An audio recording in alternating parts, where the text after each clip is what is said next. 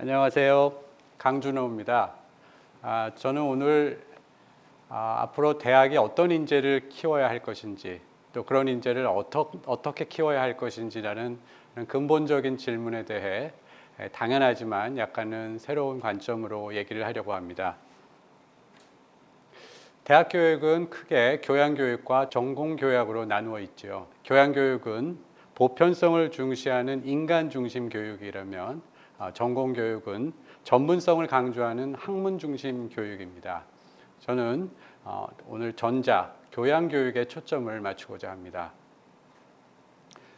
이 그림은 레오나르도 다빈치가 비트루비우스라는 고대 로마 건축가가 지은 건축 조서를 보면서 영감을 받아 자기 몸을 모델로 해서 만든 인체 비례도입니다.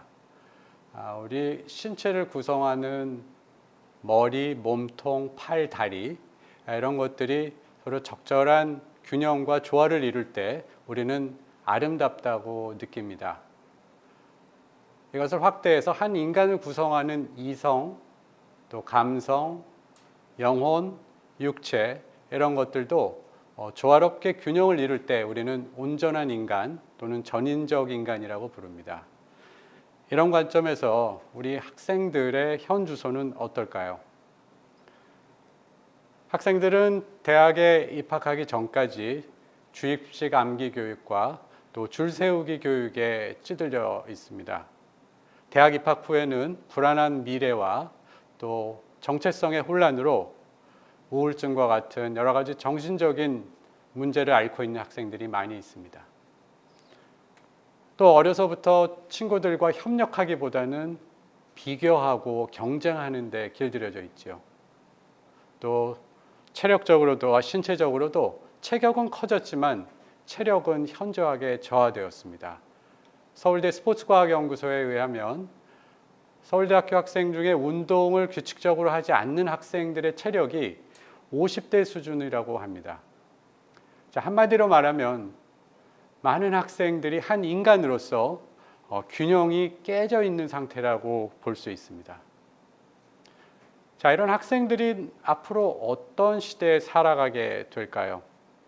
우리는 지금 문명사적 전환기를 겪고 있습니다. 인공지능으로 대변되는 4차 산업혁명 기술의 기하급수적인 발전, 지구온난화, 고령화, 또 양극화, 민주주의의 위기 등으로 인해서 사회 제도가 따라갈 수 없을 정도의 폭과 속도로 세상이 변화하고 있습니다.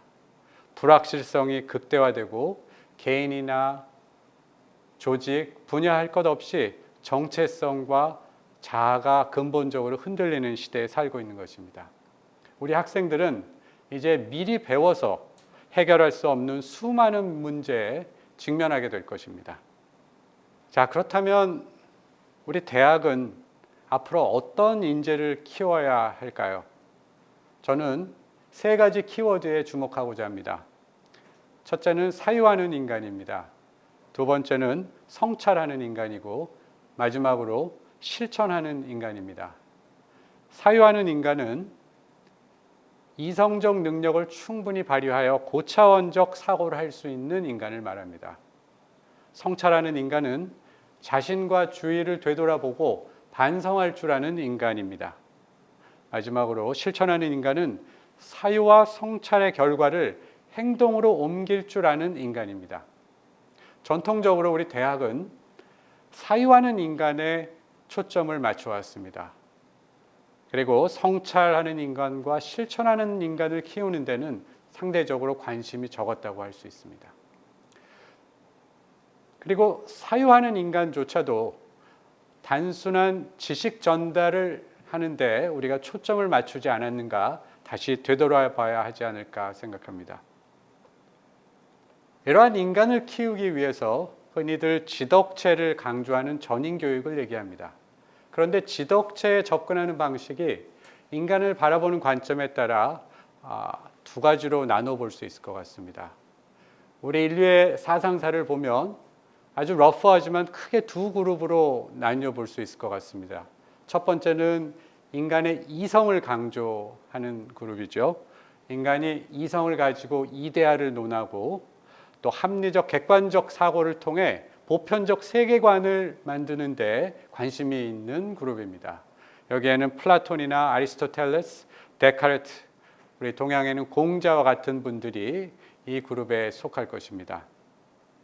다른 한편으로는 이성 대신 개별 인간이 감각적으로 받아들이는 경험, 그리고 욕망, 감정으로부터 인간의 본성을 찾고 이상보다는 현실을 중시하고 객관보다는 주관, 그리고 보편적 세계관보다는 개인의 삶에 천착하는 사상가들입니다.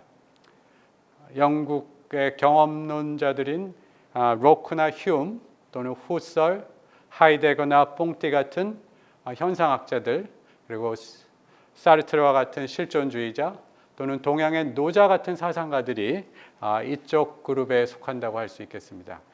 첫 번째 그룹에서 지덕체를 강조하는 대표적인 철학자가 바로 플라톤이죠. 플라톤은 이상적 인간 교육을 통해서 이상 국가를 건설하는 것을 지향했습니다.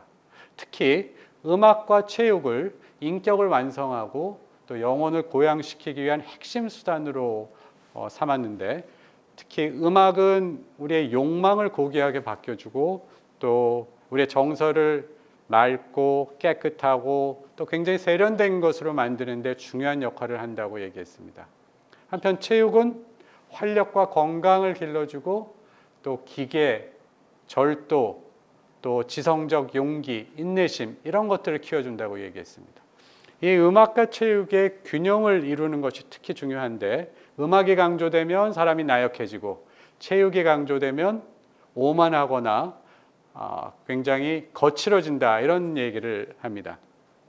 실제로 귀족의 자제였던 우리 플라톤은 올림피아 제전과 함께 고대 그리스의 4대 제전이었던 이스트미아 제전에 판크라티온 선수로 참석해서 참전해서 2번 우승을 합니다. 판크라티온은 복싱과 레슬링을 합쳐놓은 것과 같은 그런 운동 경기인데요.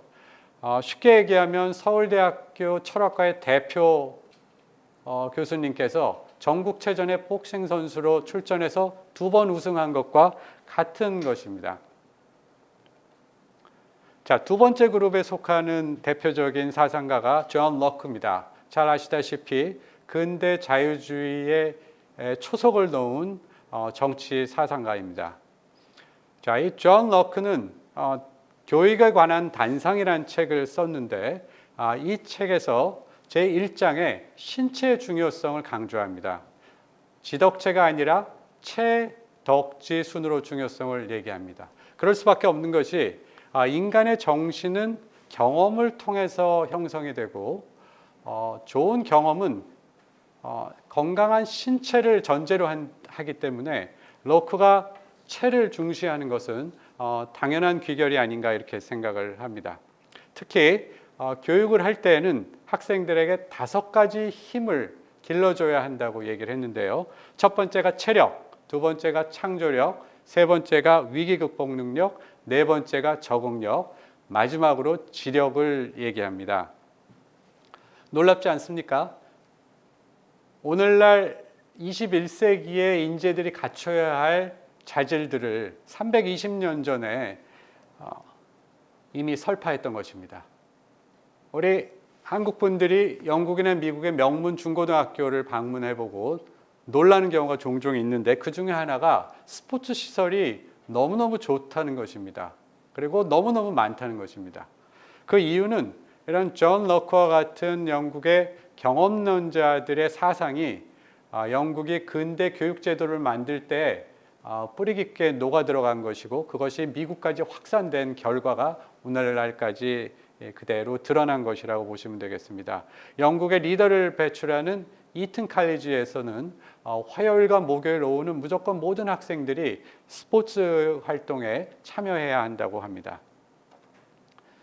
자, 그럼 플라톤의 지덕체와 존 럭크의 체덕지 중에서는 어떤 접근 방식이 오늘날 우리에게는 더 유효해 보이시는지요?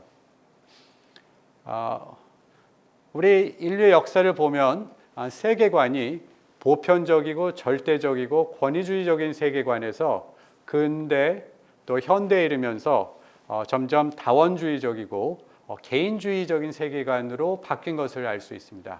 따라서 오늘날과 같은 시대 또 미래 시대에는 존 럭크의 최덕지적 접근이 더 부합해 보입니다.